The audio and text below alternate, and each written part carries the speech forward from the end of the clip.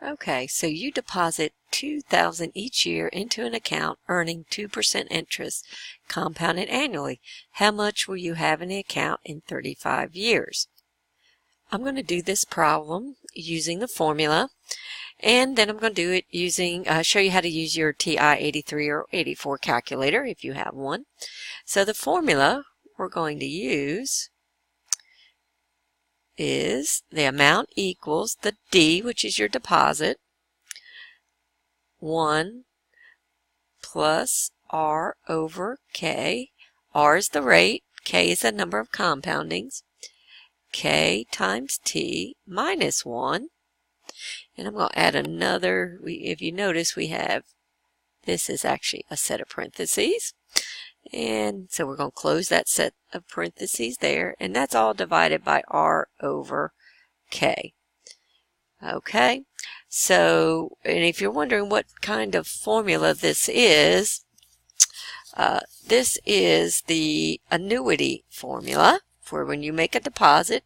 A is the amount of the balance after T years. D is the regular deposit, amount you deposit each year, month, depending on how many times you deposit.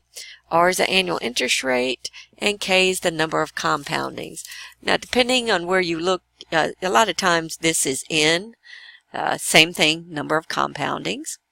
So our deposit each year, so it's annually, compounded annually, is $2,000. So we're going to put that in for our D. That's our deposit. Okay, again, this is an annuity. Our rate is 2%. Well, we write it as a decimal, so that would be 0.02 over K, which is the number of compoundings, and it's annually, so that's once a year. And then we have 1 times time, and it's going to be in the account for 35 years. So this is how long. And minus 1. Let's close up parenthesis over R, oh, I'm sorry, we want to put our numbers in there. R, which happens to be 0.02 over 1. Okay, and now we need to just simplify this formula. Okay, so let's go ahead and simplify this. A equals, and this is 2,000 times 1 plus 0.02 is 1.02, and that's raised to the 35th power. And I still have to remember we have that minus 1 in there, and that's all over 0.02. All right, what is 102 to the 35th power? So we're going to go 102, raise it to the 35th power, and it looks like I get,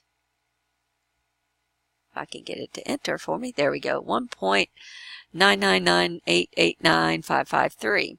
And we're going to take that number and subtract it from, so that's going to take that number, subtract it 1 from it, and I get 0.999889557. And that's times 2,000, and it looks like I have 199.779105. So just to see,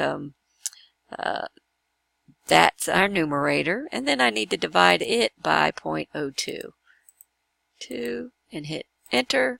So it looks like I get 99,988.95, or if we round that up, 0.96. So that's what my answer would be. A equals 99,988.95, or actually 0.96, I believe, if we round it up to the next cent, because it was 95.5, so that'd be 0.96. Now, we can do this exact same problem totally in my calculator. If I go to Apps, and we have the Finance highlighted, enter, TVM solver, that's the first one. Hit enter. And we can put everything in here. So let's take a look at that. N is our number of compoundings times how many times it's compounded. So that's a big N. So that would be the number of compoundings annually, which is 1, times the number of years, which is 35. So that's that K times T. Interest is 2% interest, and you leave it as a percent. And so we're looking at what's the present value. We're actually going to be making payments. So we're going to go into payments. Now we're going to pay, and I'm going to put a negative there because we're going to pay $2,000 a year. And we're going to want to know what that future value will be. And this here is the number of compoundings, which is 1. And these two are going to be the same. They're both 1. So once you have everything in, we go back and say, okay, what are we trying to find? Future value. So we're going to highlight that 0 right there. And I'm going to go second entry. Oh, I'm sorry, not second. I actually want alpha entry because see where it says solve above that. Solve. So it looks like I get $99,988.95527. So again, it's pretty much the same answer we got when we did it using the formula.